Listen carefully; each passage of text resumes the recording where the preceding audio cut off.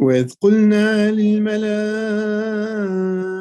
اسجدوا لآدم فسجدوا إلا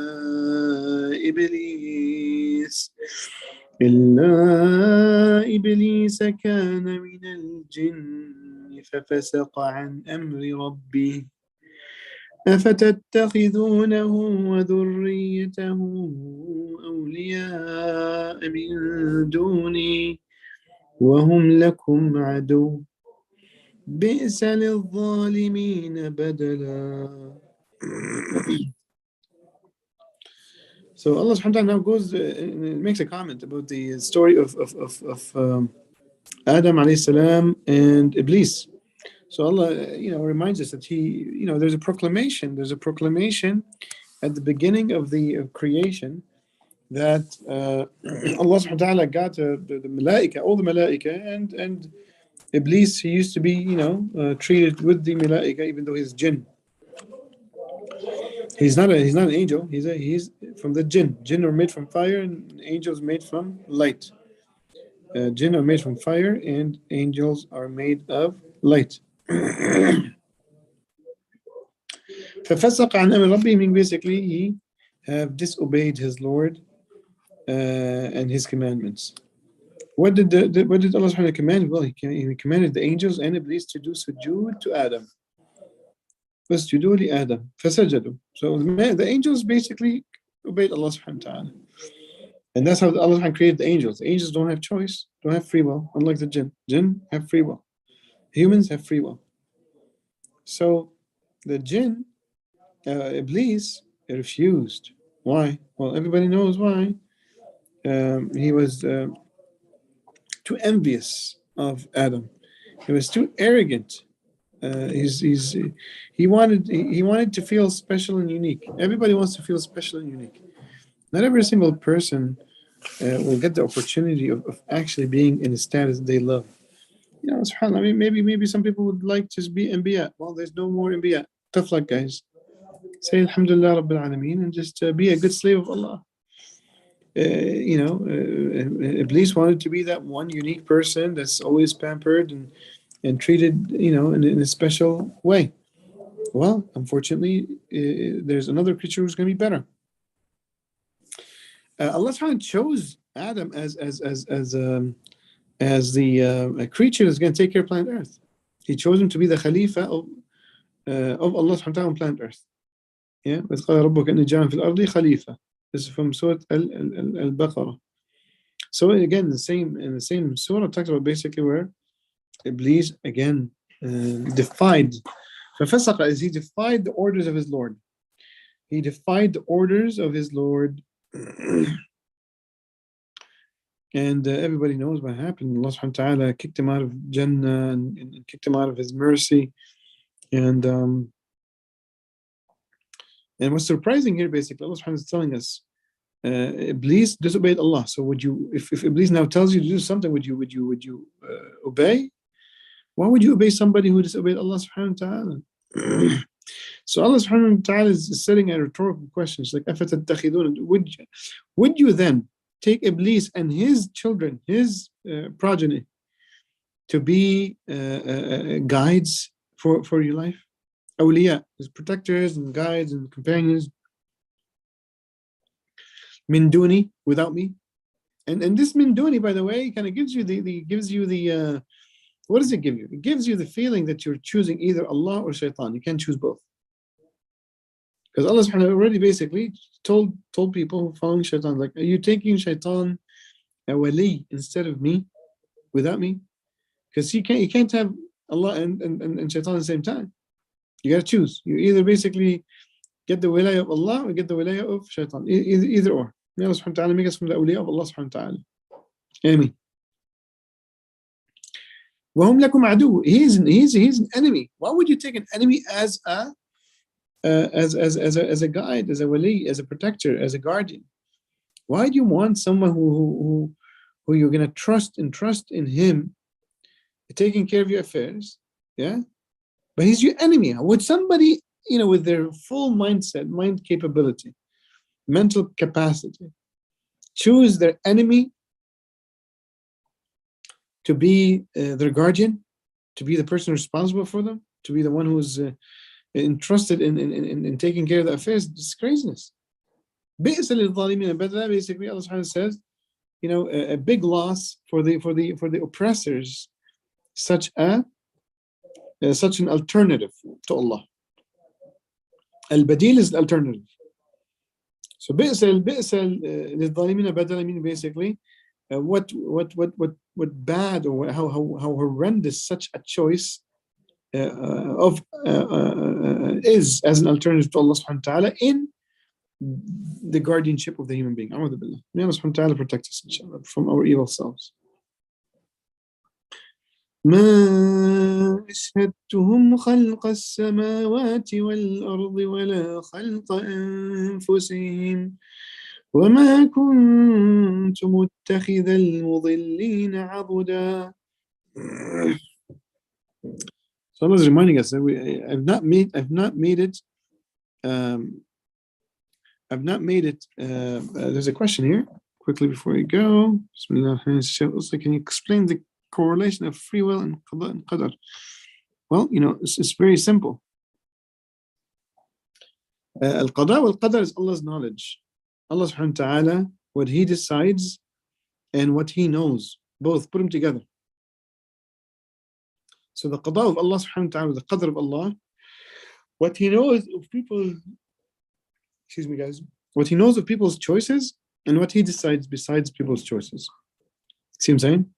So it becomes destiny and free will together. So al-qada is destiny plus free will. The free will of the human being, Allah subhanahu wa ta'ala gave him the free will. And what Allah subhanahu wa ta'ala appoints to happen against the will of the human beings, that's taken into account. So both of them together, that bag, the free will of the human being that Allah have given him, and the destiny that Allah subhanahu wa ta'ala has set upon the human being against his will. Sometimes, why? Because sometimes let's say you're driving and somebody hits you from the back. Allah destined that. You didn't choose it. It was from the back. You didn't even see it coming. And, when you opened your door and you started your car and you start driving, that was your free will. So both of them together, things that happen with your will and happens against your will, this is what al-qada is really. Kind of the whole of life, basically. Anything that happens in the universe is under the knowledge of Allah and in the control of Allah subhanahu wa ta'ala. And sometimes Allah subhanahu wa ta'ala sets certain things that must happen and nobody can resist that. If you're going to fail in the exam, you're going to fail in the exam. Doesn't matter if you study till tomorrow. See what I'm saying? So that's how it works. I hope that's clear, inshallah.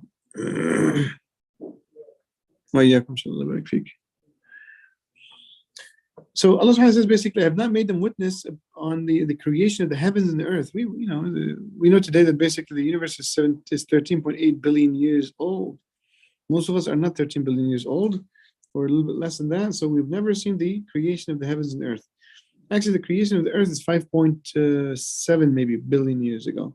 That's when Earth basically started to exist. You don't even basically witness the creation of your own self. So you're so weak. You're so limited. Allah subhanahu wa ta'ala says basically, I do not take those who call people to astray as people who are close to me. Yeah. And that's very important to understand. Because Allah subhanahu wa ta'ala, He's the only one that deserves to be worshipped. He's the only one who deserves to, He's the only one who's taking care of the affairs of the whole universe. Forget about humanity plus the whole universe. Yeah, Allah doesn't need supporters to create the heavens and earth. And that's the point here. The point is basically Allah subhanahu wa ta'ala has taken care of the whole heavens and earth, and He created everyone in the first place. He doesn't need anybody to be His partner or His supporter to take care of the creation. So we need to think about worshiping things. Before we worship things, we need to see, are these things basically worthy of worship? And definitely when we look into it, anything that exists in existence that's physical, is limited, and therefore is not the right thing to basically worship. Allah subhanahu wa ta'ala is the only non-physical, unlimited being out there. And He's the creator of the whole universe. وَيَوْمَ يَقُولُ نَادُوا شُرَكَائِيَ الذين زعمتم فدعوهم فلم يستجيبوا لهم وجعلنا بينهم موبقا. So Allah subhanahu wa ta'ala over here basically says, well, you guys have worshipped somebody other than Allah. Well, okay, well, why don't you guys call all these partners of mine that you've made to me, and you made a claim that they are, you made a claim that these deserve to be worshipped. Are they supposed to? Are they sovereign over society? No. Are they capable to decide on behalf of the human being how to live life? No. Are they wise? No. Are they knowledgeable? No. See what I'm saying? فَدَعَوْهُمْ. So Allah subhanahu wa ta'ala told him, go call these people. فَلَمْ يَسْتَجِيبُوا. Nobody replied. Nobody replied. Nobody replied to these calls. وَجَعَلْنَا بَيْنَهُمْ مَوْبِقًا. And we created between them a big barrier of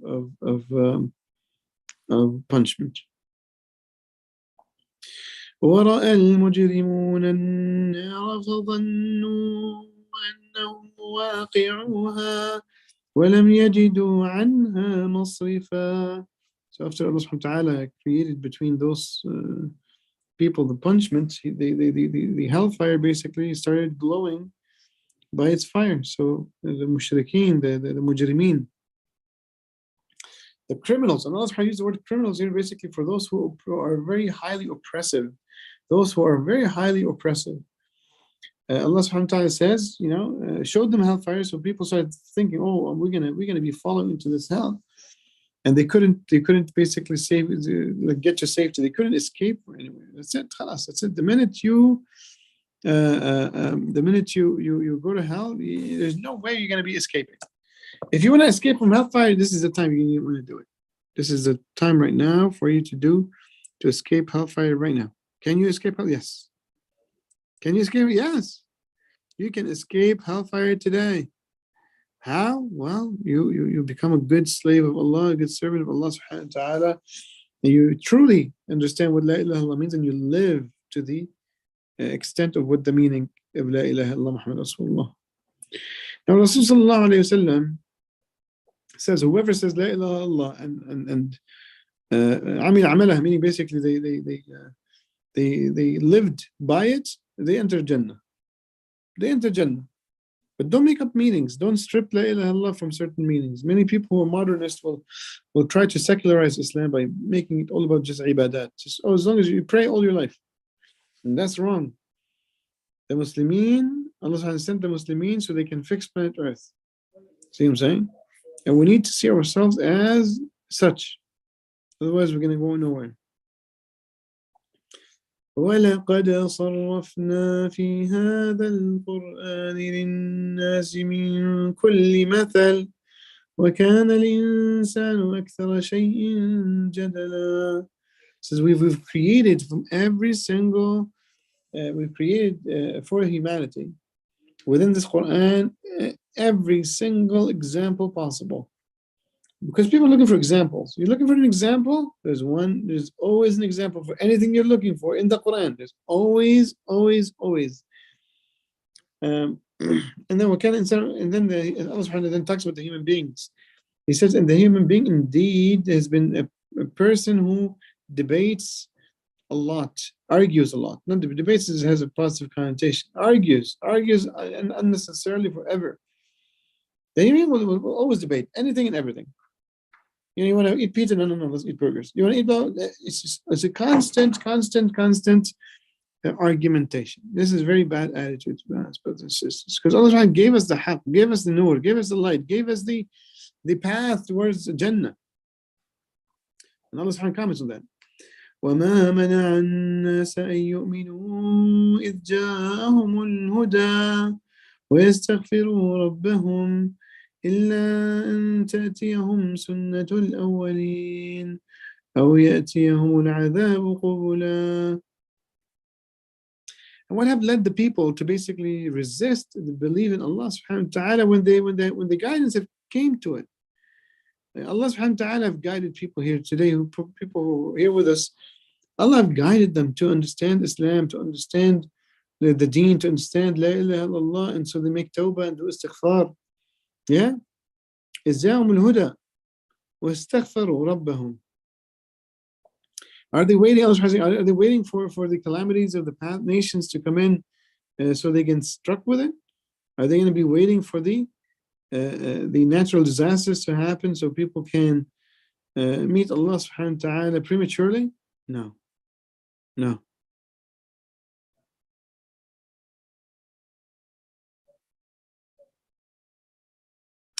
So that's really it. Any questions for today?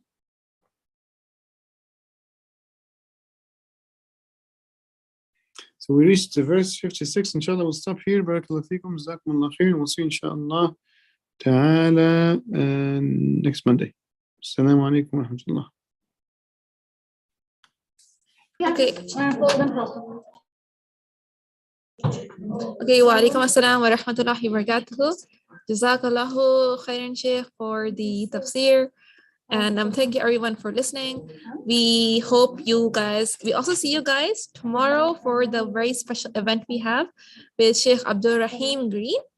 Okay, it is on the unseen world and beyond the physical realm. So do stay tuned for this tomorrow. If you are in our WhatsApp group chat, if you're on Telegram group chat, the link will be sent over there. You don't need to fish around for the link anywhere else. Inshallah, you will find the link. And we hope to see you tomorrow on our YouTube live, inshallah. And may Allah subhanahu wa ta'ala give you guys all strength to make the most out of the remainder of the Ramadan. We're already on the 24th night tonight. It is the 23rd fast. So yeah, may Allah subhanahu wa ta'ala give all of you guys strength. Keep up the good work. And assalamu alaikum wa rahmatullahi wa barakatuh.